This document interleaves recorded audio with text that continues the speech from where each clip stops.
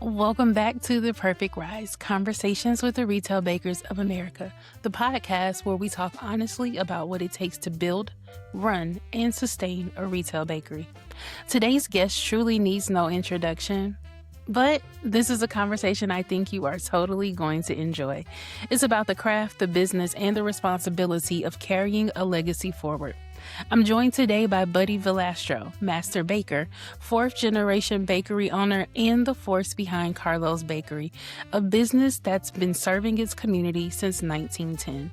While many know Buddy as the cake boss, at his core, he's still doing what every retail baker does, opening the doors early, leading teams, adapting to change, and figuring out how to stay relevant in an industry that's constantly shifting. In this episode, we will pull back the curtain on what longevity actually looks like in a retail baking scene, what bakers misunderstand about growth, how leadership is built on the floor, not just behind the desk, and why community, education, and connection still matter more than chasing the next trend. If you're a baker, you're a bakery owner navigating rising costs, staffing challenges, or the pressure to do more with less, this conversation is for you. Welcome back, everyone, to the Perfect Rise Conversations with the IBIE. I am super excited to bring this conversation to you all. Guys, we have the cake boss himself. Buddy is here to join us to talk about what it's like owning a retail bakery, and I'm so grateful that you decided to chat with me today. How are you?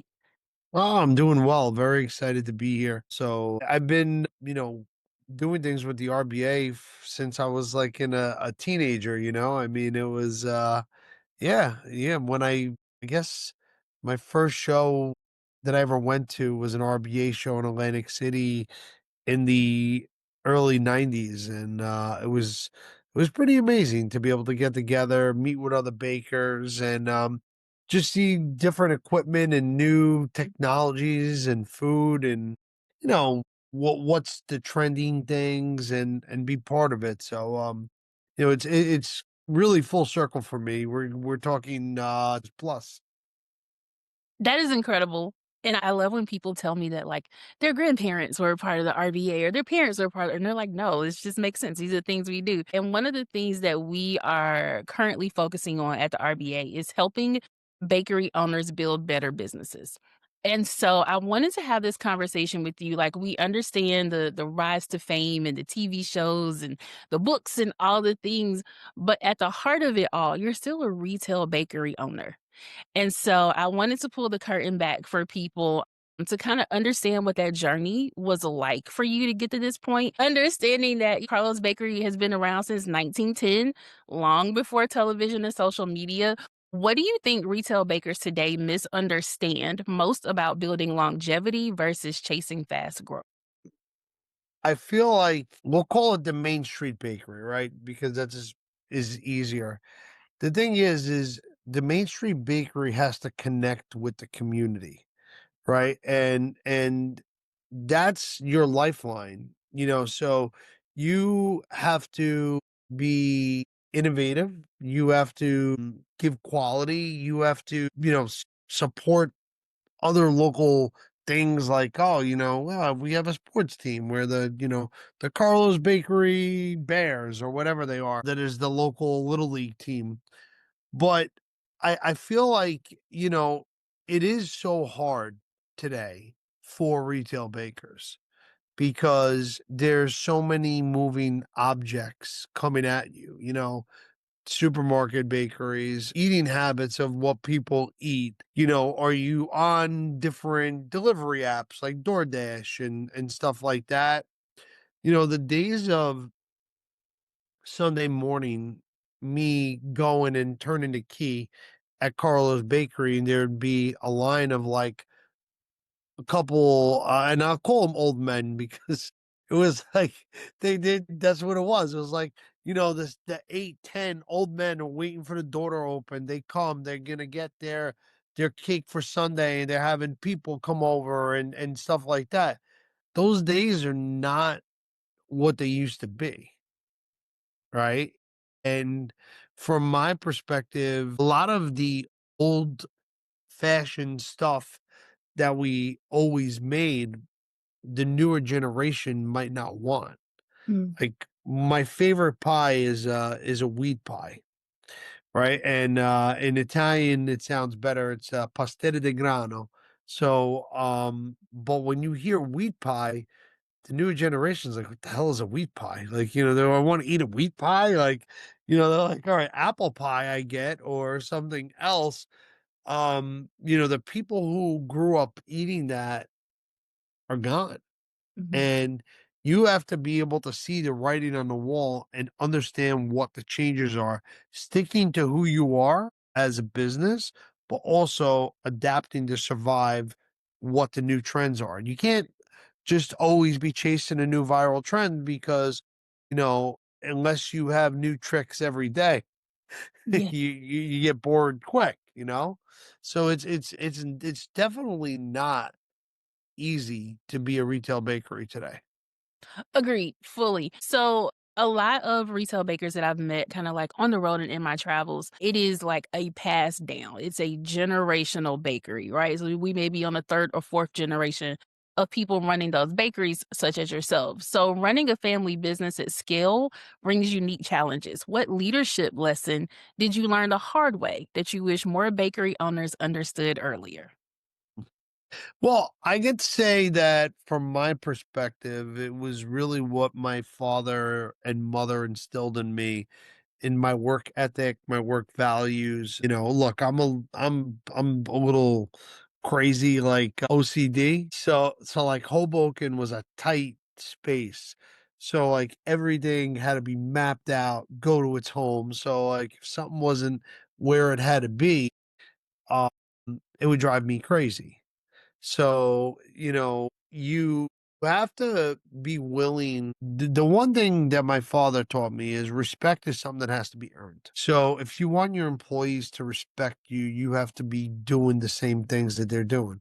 So, like to this day, I'll still get on my hands and knees and scrub the floor because I'm not too good to do it. And if I'm going to ask other people to do it, that goes so far because then your employees know that you're willing to get your hands dirty, that you're just not sitting kind of on your high horse and barking out orders. Also, knowing what you told, like if I tell somebody something, they know that I know what I'm talking about because of experience. It's just not coming out of left field. So I think it's important to really should lead by example. And I think that that's the trick. I mean, you have to just unfortunately, we live in a business that you have to kind of live and die there. And that's why the generational thing might not happen. Like you can go to some amazing places and you're like, "Oh, this is the best deli or this is the best restaurant or this is the best bakery." And you go there and you see that matriarch or that patriarch who is like always there, right? And if you aren't willing to be married to it or the next generation isn't, it might not be the same. And that's the problem. Yes, totally, totally agree with that, which is the perfect segue into my next question. If a retail bakery owner is feeling stretched thin right now, especially coming off of like holiday. So when we're thinking about staffing, margins, rising costs of running their business, what is the first area you tell them to stabilize before they attempt to grow? Look, we are a fourth quarter business. Like, that's our busiest time. And you got to be like a bear. You got to take it as much as you can because you're going to hibernate in January. Everybody goes on a diet and this and that. Mhm. It doesn't last so long, but we all do, right? Yes. So you say to yourself, like, how can I take as much as I can? And being smart on if you are bulking up for the holidays, do you lock in better pricing on your ingredients, right? Labor is always a tough thing, but I always feel like more of the local retail bakeries have their 4 or 5 bakers, decorators, whatever that is, right? So that kind of always stays the same, a little bit more, a little bit less. It's kinda like your front of house staff, and the thing is You have to say to yourself, okay, maybe I'll get part timers, or maybe I'll get younger kids, or people, so that I can get away with a little bit less labor. I always feel like it's better to kind of incentivize your workers, where it's like, hey, can you keep the average sale over a certain thing? Because in today's days, too, there's tips. Like when we grew up, there really wasn't tips, Mhm. right? Or you didn't tip at the bakery. It's not like you bought 6 cannolis and you're like, "Oh, whatever." But the way things are today, it it tips out. So, I always stress to my people, I'm like, "Listen, at the end of the when you're done and I gotta sign the check, it's gonna ask me, do I want a tip?" The nicer the person was to me, the Mhm. more I'm inclined to tip them. Like, it just, you know what I'm trying to say? And then 2, take it a step further, I'm the type of person where I just always, will press 20%, right? You know what I'm saying? I'll always just automatically press it. If they got me to buy an extra cake, right, their tip is gonna go up, because now you're not basing it on a $20 sale, it's maybe a $40 sale. So, pointing those things out to your people, and having people that know how to sell, that really know the product. So it's important to educate them. Let them taste the product. Let them, it's not me or my sisters who know everything and been there, or my wife. Like, if these people don't know, all right, you got to taste what a lobster tail is. You got to be able to, when somebody says, "Oh, I ate one yesterday. It's the best," and be able to help them get through it. So, I think it's important for them to understand that they do have skin in the game, and the nicer they are, and the more attentive and the more they try to sell, inevitably winds up in their pocket. Oh, I actually love that answer of us focusing on the people in the business, and so they understand the part that they are playing. Let's just say you could be the best baker in the world, Mm. right? And you can make gold and put it out there. But if somebody doesn't know how to sell it, right? Like you have to get that thing that people are trying to, and not everything that you make is always like, there's 2 ways, right? It's the visual. So, but sometimes the visual doesn't always taste as good as the non-visual. Yes. Like, I'm making a cake right now for a client, and it's a delicious cake. I mean, it's delicious, but it looks like a basic cake. Doesn't have the va-va-voom of something like where you're like, "Man, I gotta get that." It Yeah. doesn't look ugly, but it doesn't like say, "Oh, I gotta buy it off the shelf." So that's the cake that needs somebody to say, "Hey, this is the cake you wanna try." And then once they try it, they'll be back for it. Agreed, and I think that a lot of business owners struggle with selling. They're like, "No, no, I know I have a really great product," but even as the business owner, they struggle with selling it, and I think when we think about this more of as a storytelling type of thing, then the selling piece of this becomes easier for the retail bakery owner and their team too. 100%. I mean, look, I'll use my TV hat for a second here, Mhm, right? I'll never forget the first time I judged, and I was in the back, and I was talking to one of the executives at TLC, and he's like, "Now remember, the people at home aren't tasting it. mhm. So the more you can elaborate on what you're feeling, the emotions in your face, like, this is silky and velvety and smooth and crunchy and whatever it is, you gotta be able to project that so that people, but it's the same thing, right? So like, me telling you on TV, and then you're watching me, you're like, oh man, I wish I could have one of those. It's the same thing in your sales thing. Yeah. Right? So when you're trying to sell it, it's about that story. And the more that you can have your employees buy into it and trained by experience too, because they tasted it, they saw Mhm. it. It's the same thing. And I always ask in, like, a new restaurant, "What's your favorite thing?" Like, that's why the Always. people in there. And then 9 times out of 10, Imma order whatever they just said. 100%. So that's the thing. Yeah. Agree. Okay, so we kind of started this in the beginning talking about how you've been a part of the RBA and been involved with the association for quite some time. So when we think about IBIE and we think about the RBA, what role have industry organizations played in your journey, and why should retail bakers stay engaged instead of going at it alone?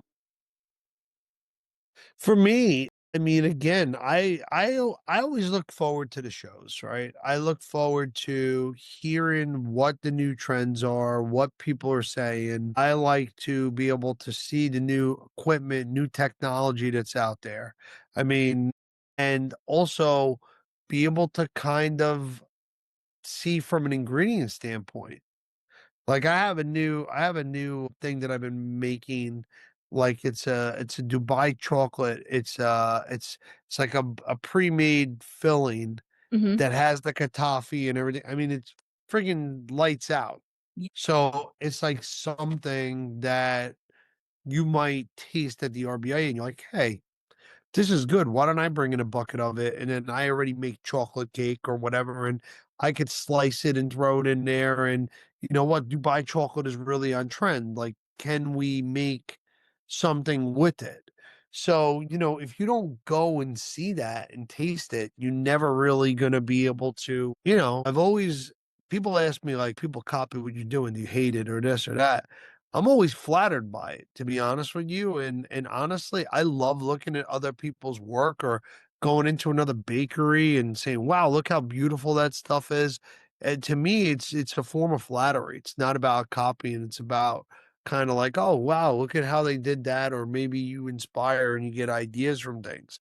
Same way I would inspire in a sunset or, be inspired by the fall foliage falling on trees. And doing that in community, like, with other people, I think that's one of, like, I know for me, when I'm talking about the RBA, is definitely one of our selling points is that you have access to people you wouldn't normally have access to within the community to be like, "Okay, what are you guys working on? What trends are you seeing in your area?" And that completely changes what things look like for other bakers. Even buying power, like, what are you paying for sugar? What are you paying for flour? New Deeply though. suppliers and stuff like that. When you think about giving back, like we talked about in the beginning of you were sponsoring a little league team or something like that, there's a difference between giving advice and truly giving back.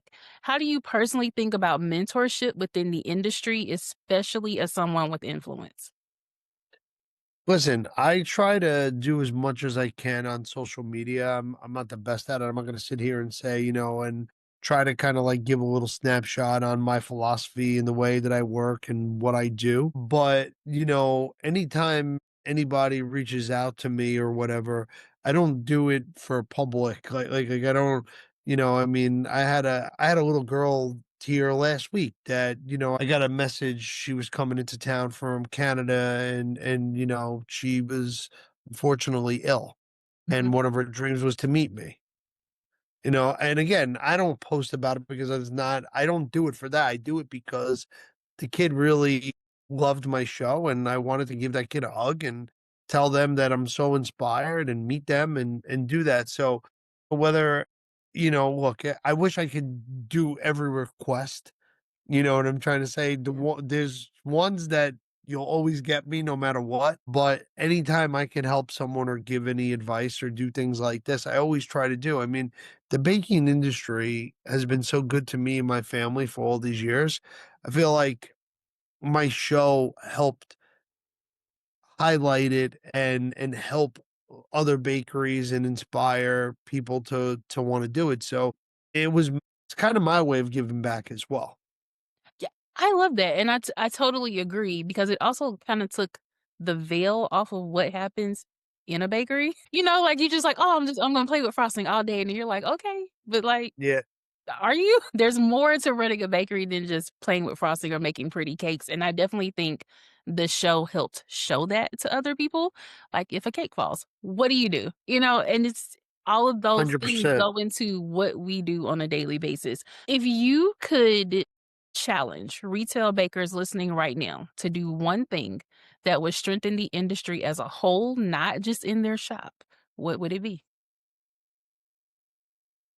That's a good question. Well, it's hard.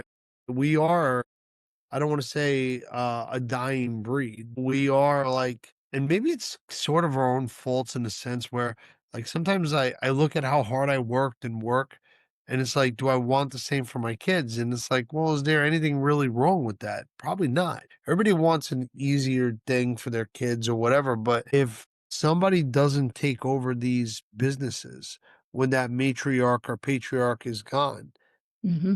forget about it, right? And it's not like, oh, I'm just gonna hire people. It doesn't work like that. You need people who are good, who care, who are gonna take it personal.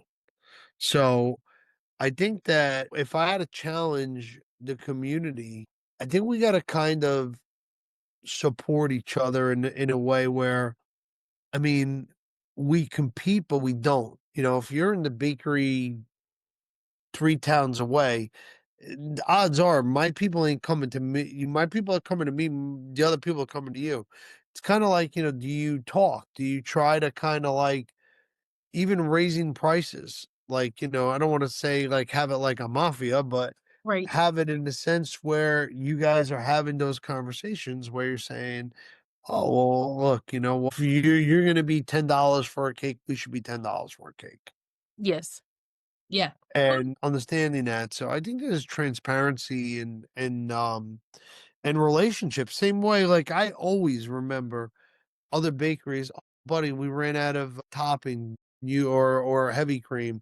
Yeah, or I ran out of something. Could you help me?" Like we would always help each other out and be there for one another. Agree. You mentioned your kids when you were going through that. So I had a quick question about that. Your kids are now involved in the business. So what are you intentionally teaching them about leadership and responsibility that goes beyond baking skills? Well, I do it by making them come with me. So again, like I'm usually here between 5 and 6 every morning. So if they're like my boys are home from college right now and they wake up, they come to work with me, they do what I do, they're involved in everything. I kind of show them my perspective of things and it's anything and everything from, whether it be organizing something, straightening up, running a line, understanding the way the mixes go, kind of what could happen in my anything that could happen in my daily life, I mean, um, it is part of it. And I think that even if a retail bakery owner doesn't have their kids involved, whoever is their second in command, that shadowing, I feel like is probably priceless as opposed to like an SOP. And like, here's what I want you to do. No, I want you to watch what we're doing and let's do this together. And the other thing to that point is, and you're 100% right, a lot of us old school bakers will call us, right? We just know, right? You can't think that somebody's just going to have your instincts. So what I've learned over the years now, I thoroughly explain. So I'll tell them, "Oh, do it like this," and they won't ask me why, and I'll say, "Well, ask me why," and then I'll explain why, right? Yeah. So that they understand, like, this is, what this is what I'm looking for. I gotta say, like, over the years, as I've grown, I've like, when I learned how to mix, my dad didn't tell me, "Oh, you gotta look at the viscosity or the specific gravity of a batter and this and that." It was, "What is it done?" "Oh, you look at it, you see the shine in it, you touch it, you feel it, you smell it," Yes. and we're a lot more like, every single batch, we're checking the specific gravity, going here, going there. What's the batter temperatures, the deposit weights, like everything is just so much more meticulous and scientific than I ever was. Agreed. And I can remember when people are like, how do you know your royal icing is ready? I'm like, listen to it. Yeah. Do You it. can It yeah, you can hear the way the paddle is yes. like It a sounds little. different. You have to listen to it. I don't know any other way to put that. I don't know how to tell you that. Listen to it. Yeah, Then you people gotta learn the sound. it'll tell you. Yeah, and you can't, like, really put that in the SOP, like, "Well, listen to it till it sounds like this." No, stand here and listen to it, and then Yep, you'll hear the change. and you missed the good old days of when none of the Hobart mixers had no safeties on it, and you would stick your arm in there while it was mixing, and you're like, and you just knew that you knew that machine so well that, Yeah. you Yes. know, Yeah. It's different. It's Not that I different. recommend that, okay? I'm just saying, but Yes. anybody who's an old school baker knows. This is my last question for you. When you're thinking about your legacy in the industry, what do you hope retail bakers say you stood for? I would want people to say that I was an innovator, that I was one of them, that I really gave a shit about other bakeries and other people. I cared about my craft, and I gave back. That I did that I did, and I try, and I really do. I really try and hope that everything I've done for the industry, with the industry, is always, going to help other people. And I think you do that. And I'm not saying that just as an interviewer, but just because I actually was in the kitchen when you arrived at Yeah. IBIE and like you stayed and took pictures with every single person. Like it wasn't for show. And I was like, oh, like this is genuinely like a guy who wants to be here for the community and to be able to see that kind of like in person and in that moment. I absolutely think that that's the legacy that you're building. Well, look, I'm real, right? I've always been real. I always want to feel real. I mean, again, do like, when I go out on a stage and people are screaming and they make me feel like a rock star. Do I feel like a rock star? Yeah, but I never forget where I came from. And at the end of the day, when you peel back all the layers of the onion, I'm a baker. I was born a baker and I'm going to die a baker. And out of anything that I do, and I've accomplished so much. And I don't mean to sound braggingly, but the thing that I get the most satisfaction is when I win at my bakery, like when I create my own little things or my own things. As much as the Kids' Choice Award is great and I love it, Yeah. there's something about when my line works right, or I invent a new cake, or I decorated something and that I still love.